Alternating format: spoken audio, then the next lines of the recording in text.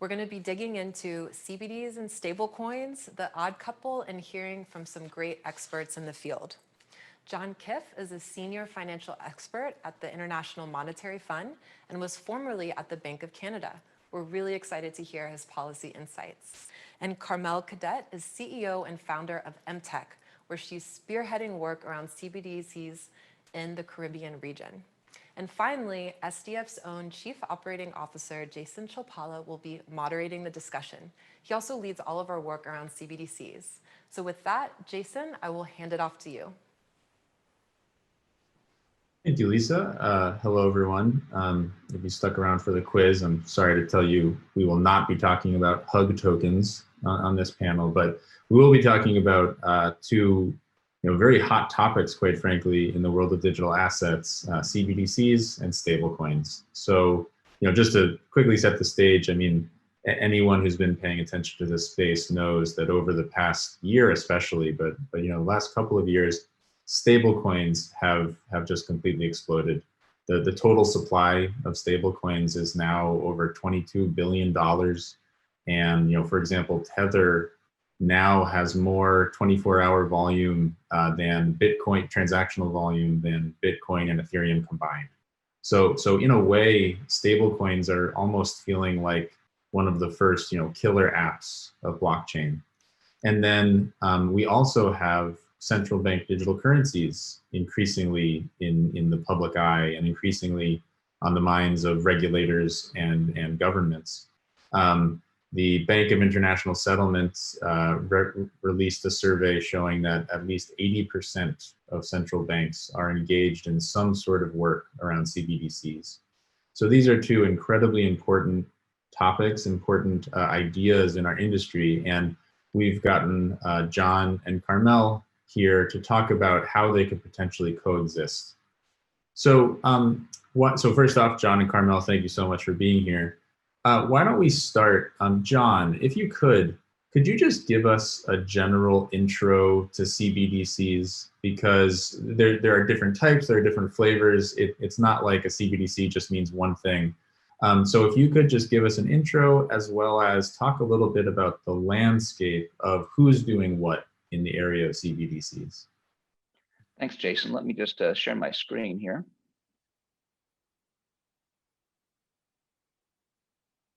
And tell me if you see what I see. You see? Yes, we can see that. Okay, all right. So first of all, just a cover page that I'm going to unabashedly promote a couple of papers that we've written on the topic at the IMF, retail digital currencies. And standard disclaimer here, these are my views, not the views of the IMF and so on. So I'd like to always start with given the definition of, and my focus has been primarily on retail CBDC. So retail CBDC is a widely accessible, i.e. retail digital representation of a sovereign currency. So that means it's denominated in the fiat currency of the central bank country in question, and it's issued by a liability of a jurisdiction, central bank or monetary authority, and be legal tender.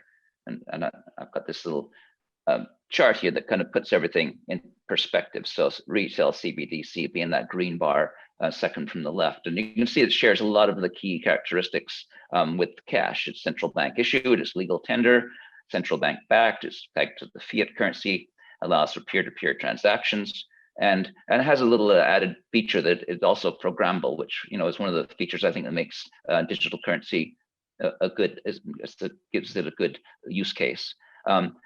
And then another thing that's been popularized by my boss at the IMF is what's called synthetic CBDC, which is essentially a stable coin like Tether or whatever, but whereas Tether and so on and the Circle dollar, they're backed by deposits at commercial banks, sometimes invested in high quality securities. Instead, the reserve funds are kept at the central bank, which makes them almost CBDC, but not quite, because if there's an issue with redeeming that CBDC back for fiat cash, you're in a case of synthetic CBDC, it's just like a stable coin. You're dealing with the issuer and not the underlying place where the money's held. It may be right now at the IMF, we're discussing different ways that we can make that that tunnel, that connection into the central bank to make synthetic CBDC almost like retail CBDC, but it's not. We're not quite complete with that work. Now, Jason, you mentioned the BIS survey of, and actually, to be precise, they found that 80% of the 60 central banks that they surveyed were looking into CBDC, either wholesale or retail.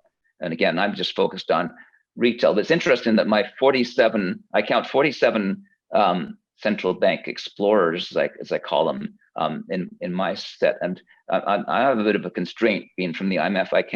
I want to be able to reveal the countries that are looking into CBDC, but I have to respect privacy and so on. So I can only put the ones where I have external links to central bank websites and so on that sort of prove that they're interested. And as you can see here, of the 47, there's 7 that I call that's the hot list. These are countries where the central bank has either issued a pilot or a pilot is very imminent, or it's actually gone live. In the case of Bahamas, they've actually gone from a pilot they started in December, and they moved on to a actual launch last month. China is piloting. I think they've got a longer time frame before they go live there, if they go live, that is. And Eastern Caribbean Central Bank is going to be launching imminently. I expect it almost any day. But Sweden is working on a proof of concept that may be a pilot next year. Ukraine has already completed a pilot. Oh, it sounds like when I talk to them, it's more like a proof of concept. This subtle difference being a pilot is usually done with real people, real merchants, whereas a proof of concept is usually done within a small circle, maybe amongst central bank employees or something like that. Uruguay has completed their pilot and are currently evaluating the pilot to determine whether they will go ahead. And South Africa has issued an RFP for vendors to work with them on a pilot. And the middle group are ones where they're exploring, but maybe not so with the pilot and so on, not quite so imminent. In some cases, but they're actually doing some really heavy duty work on CBDC. They're real trendsetters. But they say that they're exploring CBDC more as a contingency plan if they decide to go ahead with it. But great work coming out of those countries. Others like Ecuador, they did a pilot and then it didn't work out for them, so they discontinued that. And the other ones are in various stages of their explorations. The ones at the bottom are ones where I don't actually have a direct link to the central bank's speech or paper but I have pretty high confidence that those countries at the bottom, those 10 countries, their central banks are very seriously looking at CBDC. There's others I know of that I can't put on here because I know of them through private conversations, but I can't speak to them in public. And then my last slide here I wanted to go through is just these are the different motivations for issuing CBDC. And I kind of break the world down into 2 parts, emerging market and developing economies and advanced economies. Emerging market and developing economies tend to look to CBDC as a way of encouraging financial digitalization and financial inclusion, and also reducing the fiscal cash costs and risks. So for instance, in the ECCB case, I think you'll hear them talk a lot about the cost savings that they feel they can get from CBDC. In the case of Bahamas, there's also a security aspect. They want a robust currency that will be there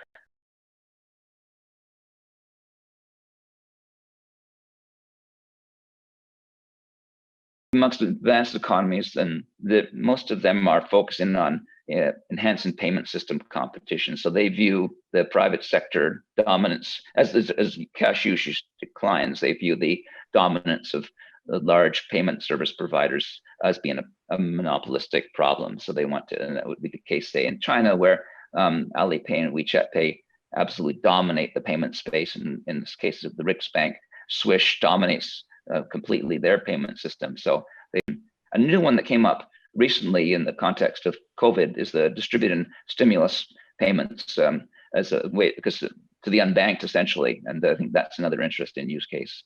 Others I put in gray because I'm a little dubious about these reducing dollarization and pushing back against Libra. I think in those cases, introducing a digital version of the fiat currency isn't going to get you very far. In the case of dollarization, there's good fundamental reasons for an economy being dollarized, and I think introducing a digital version of your currency isn't going to change that very much. The bottom, I mean, this is more inclined from the academic side, improving monetary policy effectiveness, and that usually is associated with introducing CBDC with that's interest bearing, which nobody has actually done yet, but it's something tool of monetary policy, particularly in countries where the central bank policy rate has dropped through zero. But you can only actually do that effectively if you also eliminate the use of cash, and almost nobody is doing that. It's a politically not so hot idea to tell people we're going to take away your physical cash, and it's a pretty good backup plan when systems are down and so on.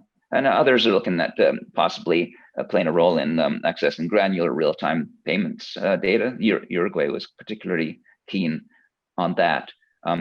In terms of other aspects of CBDC, centralized versus decentralized ledger platforms, we're seeing a little bit of both out there, and I think both have their particular uses in specific situations. And in our work at the IMF, we're pretty keen on emphasizing that the platform you choose should really be the last choice you make, that you want to make sure that you've got all the other design features thought through. And then after that, you say, okay, which of these systems is best? For instance, if you want to have offline peer-to-peer transaction capabilities, that can drive you actually away from a ledger altogether and to more into a pure token-based currency, which is still kind of in the experimental stage, but that's something that's out there.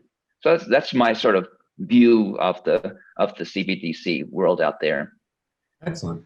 Well, yes, thank you for walking us through that. I mean, Carmelle, on that last point about the technology itself, and John, your point about all of the economic and monetary policy considerations are obviously hugely important, and in some ways need to come first, and the technology is second. So Carmelle, with your company, EMTECH, I know you talk directly with central banks about these technology decisions. So I'm interested in your conversations around central bank digital currency.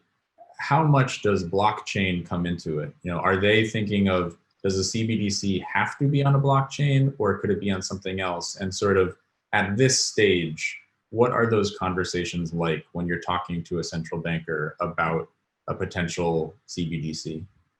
Sure. So the conversation definitely includes blockchain, because part of the reason that we're talking about central bank digital currency is because of the Bitcoin revolution and the stable coin, and the ability to break down the barriers and kind of redefining what a currency or what money can be. So that forces the conversation around blockchain, but quickly realizing whether you can achieve certain results without blockchain is also something that comes up in conversations with central banks. You say, well, do I really need blockchain to do that? And other areas are more advanced than others when it comes to payment integration. Every region or country has their pros and cons, but each still has an infrastructure that revolves around the banking system, or in the case of Africa, around the mobile money network and infrastructure. In Asia, you definitely have a more competitive aspects when it comes to apps, and that can penetrate with using a trusted infrastructure. So everyone is looking around and saying, well, there are different options other than blockchain. Why should I use blockchain for CBDC? And my answer is, it's not a matter of looking at today, it's a matter of looking at 10 years from now, because those investments and the analysis has to take into consideration where the market is moving. When you have certain indicators, whether it's the adoption of Bitcoin that's kind of growing day by day, or kind of the regulatory framework that's coming from certain major countries, you kind of start seeing a landscape that welcomes digital assets, and that starts actually even further making the case for digital assets, on how blockchain technology can help tokenize and digitize certain components of our economy. So hearing regulators talk talk about this, and it's growing over time in the US. And I think you're seeing more emerging market leaders and central bank leaders, at least, kind of trying to understand what that means. Part of my job is to try to align the priorities to the innovation capabilities and what that can bring for them, and also aligning that to the broad use cases when it comes to stable coins, when it comes to digitization, when it comes to DeFi. There are sound DeFi models that can still be that can still fill the gaps that CBDCs will not fill. Can we, you talk about use cases, so, and this is a good sort of segue and bridge into the stablecoin side. And John, you mentioned programmable money. I think this term programmable money has it's almost become like a buzzword. People throw it around a lot. So I'd love, either one of you, could you just give some examples of what do people actually mean when they say programmable money? What are we actually talking about? Is that for me or for John? Either one of you. I'd be interested, either one. I bet John has very technical answers that he did a deep dive on. Go ahead for it, John. I'll follow. Well, I won't get too technical, but I mean, I see some very interesting use cases for programmability. One of them I mentioned before, stimulus payments. If you divvy out the stimulus payments, we've seen in the case of the U.S. that a lot of people just took those monies and parked them in their bank account, paid down debt. That wasn't the intent of those stimulus payments. It was meant to get to have it. It was supposed to be spent.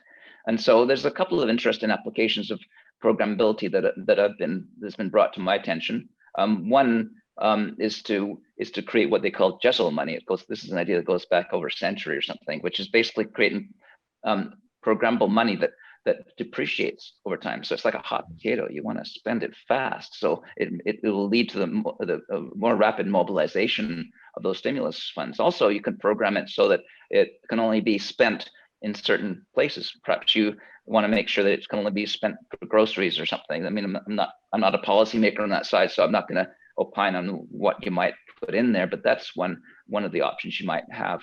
We're sort of edging into the wholesale CBDC space too, when we talk about programmable money and how it can be used with tokenized securities and so on to execute and clear and settle transactions faster. And I think that's an interesting point that Carmelle made, that in terms of some of the advantages of blockchain-based digital currency in this programmability, you can make it operate with other objects out there. And I think it's really exciting, this idea of tokenizing securities and then creating programmable money that works with those securities to more effectively settle it. And I'm thinking of derivative transactions too. There's a lot of interesting applications there too.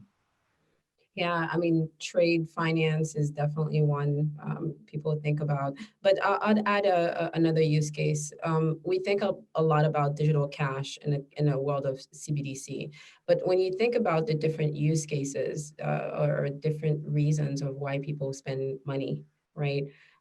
Being able to have a direct access to people is something that central banks don't have today. They just don't, right? Cash is really kind of the only monetary tool, but that's very inefficient way of actually reaching and engaging and implementing policy. So that's the opportunity that we see. From a design perspective, we definitely don't stay in the CBDC world because that's only limited, right? So when you think about what the role of cash is going to be, it's a good store of value, but it's not a wealth builder, for example, right? It's not a interest earning asset, or it's not a capital that's particularly working for you. So how do you attach your cash to do more?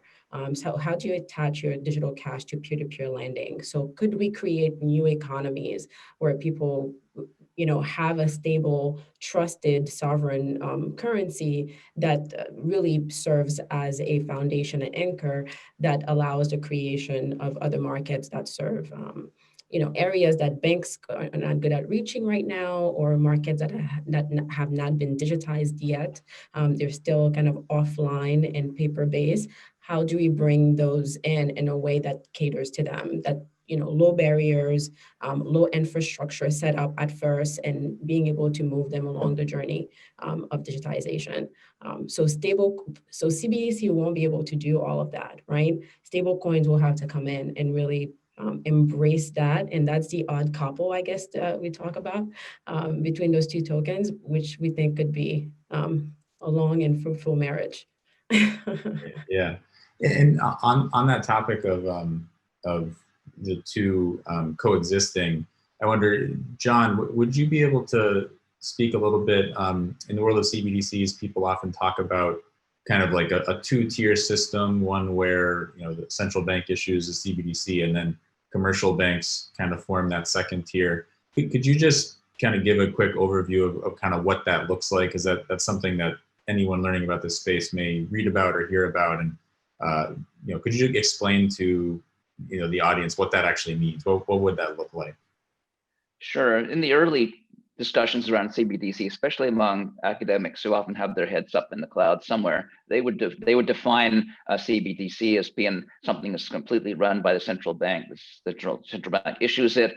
It runs the ledgers. It also distributes wallets and does all the user interfacing, which really doesn't make much sense, because in most countries you've got players out there that are good at doing this. You've got companies out there that can help you run your ledger. You've got existing financial institutions that can do the wallets and so on. So most are looking at what we call two-tier or multi-tier distribution systems. And of course, the extreme case of that, and this is kind of where we get to this bridging of the two worlds, is that at the extreme you have what I call synthetic CBDC, which absolutely does marry the idea of stablecoin with CBDC, because and in fact, the Libra white paper casually mentions the idea that actually the Libra, instead of being backed by deposits, that banks or even central banks back them with the CBDC, and that might be another bridge from stablecoin, from CBDC to stablecoin. So I see lots of room for interaction in these when you start getting into the actual nuts and bolts of how you would manage a CBDC. Great. I just want to remind people that you can submit questions in that bar on the side, the Q&A section. So one of the questions we've you guys touched on this a bit, that certain governments view one of the benefits of CBDCs is financial inclusion. So we did touch on this, but could you guys give some kind of specific examples of how do you two see CBDCs and stablecoins advancing financial inclusion? Because I think that's another one of those, not quite a buzzword, but it's something that people say a lot, but they often don't get too into detail of exactly how these new types of digital assets can improve financial inclusion. So Carmelle, could you give us some kind of concrete examples of potential ways that this could advance financial inclusion? So I think even if you refer to Project Sand Dollar in the Bahamas, what the design is really showing is that you can establish a level of the infrastructure that's open to everyone by design. Now, what kind of regulatory framework that you put around that, and how do you want that that level of engagement directly as a central bank versus having cash providers or other payment providers that onboard people to have digital cash? That's a regulatory choice, but the technology itself can be designed to provide inclusion by design, right? From the beginning, it is, when you think about access on how someone gets a wallet set up on blockchain, it's not something that you can or that you have to limit. It's pretty open. And how do you present it to someone? Now, the user interface and the onboarding is something that I think a lot of us still have a lot of work to do on how that feels. But again, in the Bahamas, the team did a really good job in making it very simple when it comes to either mobile phones and card, to have two types of channels to use it. And they integrate well, the balance is maintained safely, it syncs up pretty real time, and it flew through channels that people were familiar with, which was their cell phone and a card, right? So that those components really show a proof of value in saying it doesn't matter how much money you have in a bank account. It doesn't matter whether you have a bank account or not. It doesn't matter what you do for a living or how much money you make. You can have a digital way of holding money that is broadly interoperable regardless of where you go in the country. I think that's pretty cool. Excellent, excellent. So we've had a few questions about sort of this theme, and John, I think this is almost like the flip side of your point about dollarization. A few people have actually asked, could CBDCs or stablecoins actually lead to a consolidation of currencies? Essentially, in the most extreme example, could we end up with a single global currency, or at the least, could we start seeing more, currency unions? So, question for you, John, do you think CBDCs and or stablecoins could actually have that effect of consolidating currencies? Well, that's almost more of a political issue. There are, in fact, regions in Africa, for instance, that have already been discussing the idea of regional currencies for a very long time before Bitcoin and so on. So, it's possible, I suppose, the technology could ramp up those efforts. I could think there's a block of French-speaking African countries that have long been talking about as a common currency, but it hasn't really taken off. So you're right. It might sort of trigger those kind of discussions. I hear they are taking place. So, and of course, Libra has that. They in their initial version had that vision, right? A sort of a Esperanto of currencies, and I suppose that's always a possibility out there. But I think central banks so far, the thing about CBDC, are not tending to go in that direction. They might make them interoperable in some way so that they can be used across borders. But the idea of giving up monetary sovereignty is a really big decision. And so I don't see. Look at how long it took to get the Eurozone together into one. Can you imagine say the U.S. government, the Fed deciding, well, we're gonna create a NAFTA like currency. It's a political hot potato that I don't see happening. But I can see in some smaller, where you got smaller countries where there's economies of scale in producing a regional currency, it might make some sense.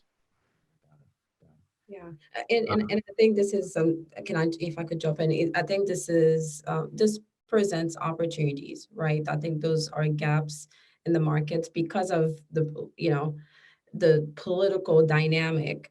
The scenario of that happening will take a very long time. In a short term, and whether or not it does happen, there is great markets for other players to come in and really bridge the gap, and that's what you're seeing, more regional projects and regional integration. Once the central banks kind of start turning on, how do you really connect them and introduce cross borders and synthetic CBDCs, and that can fill that gap in a more resilient way, right? To be honest, with more transparency, hopefully better performance and infrastructure as well. Great. So I think we have time for one more question. Carmelle, I'm going to send this one to you. Essentially, the question is, how much are central banks engaging with the private sector in this process? So, as you've been talking to central banks, do they want to just do this fully on their own, all of the research and thinking about these new things, or instead are they heavily engaging the private sector? How is that relationship working out from your perspective? Well, I think a fair way to look at it is the traditional way that central banks have done business before, and then that meeting the nature of the technology that we're discussing, right? So that alone really kind of forces a different dynamic. And I think you're seeing more and more from the IMF, from the BIS, the keyword is innovation and private and public collaboration. Those are buzzwords right now, and really engaging innovators and new players to come to the table is a must.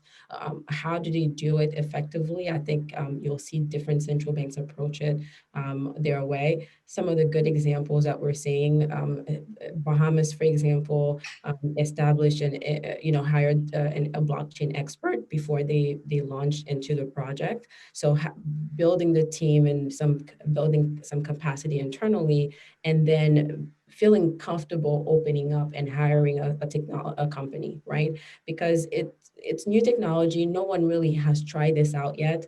Even if you're Accenture, you have a good track record to deliver, but there's no precedence that has been tested yet, even if you're Accenture, right? As far as what could go wrong. So those are dynamics that you're seeing that forces a central bank to have to engage with private sectors, but also the shift in the thinking to say, is that good, right? Is collaboration actually good on how to make the payment infrastructure more resilient, more competitive, that if you can mitigate the risk or assess the risks effectively, competition is a good thing.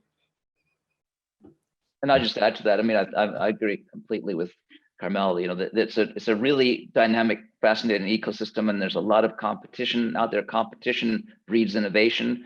We're kind of a magnet, the IMF, for vendors who want to convince us that their technology is the best. And so I have this list of, I don't know, must be like 20 or so vendors that all offer really compelling stories. And so everyone has their different wrinkle and so on. So it's exciting times. Yeah. Excellent. All right, well, I believe we are at time for our session. So John and Carmelle, thank you again so much for being our panelists. And thank you to all of you watching the panel. Enjoy the rest of Meridian.